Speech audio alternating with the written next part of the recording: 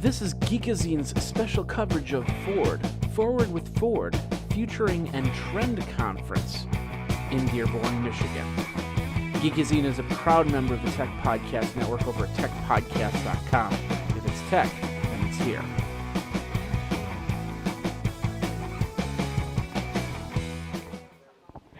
Check. You all seen this movie, right? And see how the characters are doing their thing, but I want you to look at the other side of it. And then you see that the actor and actress, they have all the markers suited on their body, and they're doing different kind of, stuff, the motions. What happened is that the computer will later on overlay the actor's motion captured in the computer and overlay that with a computer-generated character, and that's how the movie is made. We're using the same technology to study how human beings will get in and out of vehicle, movement shift, and do the control, do the seatbelt, and just the goal is that how can we make our design better to accommodate our customers. Come over this way.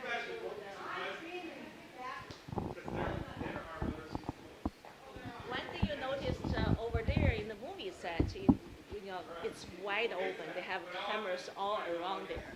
To study the vehicles, we cannot do that. We have to have an environment that's representative of our vehicles. That's why we have this equipment right here. It's a computer-controlled vehicle buck. Jen, would you move that? Right now, if you look at the body opening, it represents a kind of a large crossover or SUV.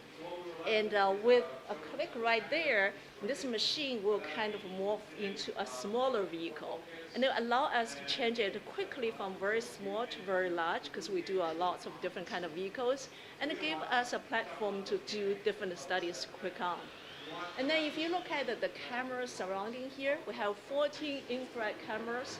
Those are the cameras, the exactly same type of cameras Hollywood is using for the motion capture. Now we just need our character right here. This is Linux. Linux is suited with all the active markers. I'd like to bring your attention to this monitor right here. You can see that we captured this. And whatever he does will be captured on this computer. This computer is connected with all the 14 cameras. Would you go in and out, and you can see right here, we get all the camera, all the markers, recording the motion in and out. He's getting in and out of the car.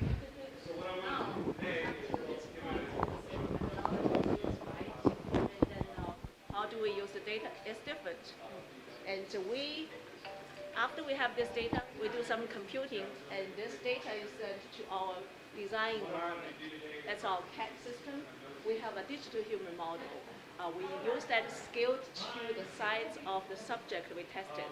And we use the computation right here to drive that digital human model in the CAD environment.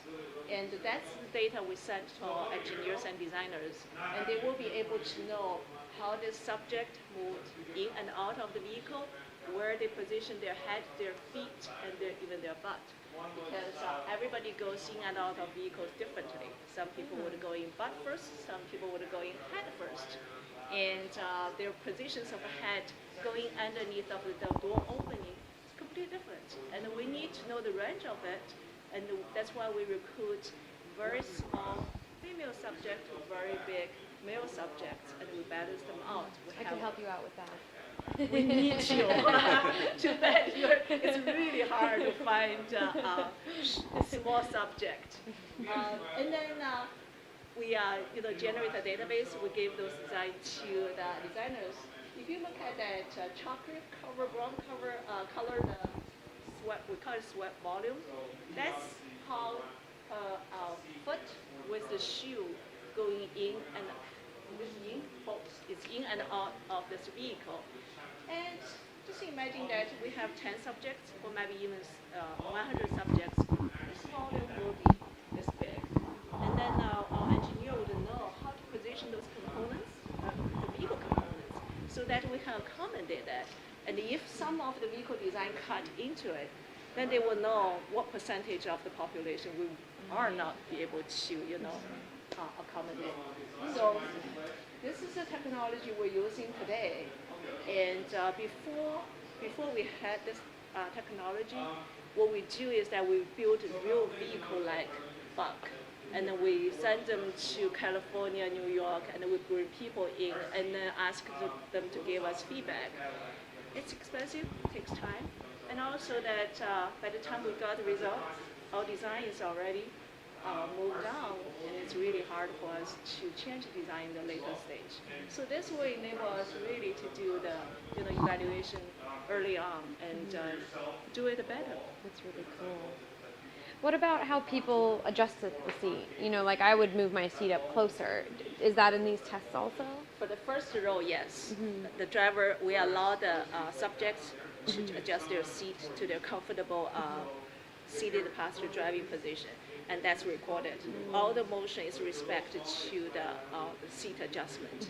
So we know, for example, I think we have a short film adjusted seat forward 140 millimeters. And then over the other side is our tall, long-legged, male subject. They push the seat all the way back. So we have the spectrum right there. And you can imagine that all the seated passenger will be different. And it's very important for us to be able to, measure the eye level and look down and up, because that will, when we adjust it, and the seat position will go when we do the simulation, right? And now our seat engineer would know what's the seat travel, what's the length and the height. We should be able to, let the, subjects to adjust. That's really interesting. Yeah, we had some old vehicles that, in particular, I have a friend whose wife is really short. And they were holding on to this old Honda. I forgot which one's a small vehicle. I said, why? Just you need to get rid of it. No, my wife couldn't reach the pedal of the vehicle. So like, interesting. So I'm sure that the new technology will change that. That's really funny. Yeah. What car design are you doing this at? Does this go in, when you're planning this, is this before things like placing the driving wheel and placing the informatics, or are you adjusting around those and those are fixed? We do all of them. Very early on, the idea is that give me a zone that our studio will not cut into it as a guideline. And then later on, we also did like problem solving. Some of the study we did was that they did a clinical research, come back saying that, we have some problem in the footwell area. We don't have enough space there. So people complain about roominess, right? And then why don't you do a study for us and tell us how we can change the design? So we do different things. Then it's applicable to, upstream and downstream as well. This is Geekazine's special coverage of Ford, Forward with Ford, Futuring and Trend Conference in Dearborn, Michigan. Geekazine is a proud member of the Tech Podcast Network over at techpodcast.com. If it's tech, then it's here.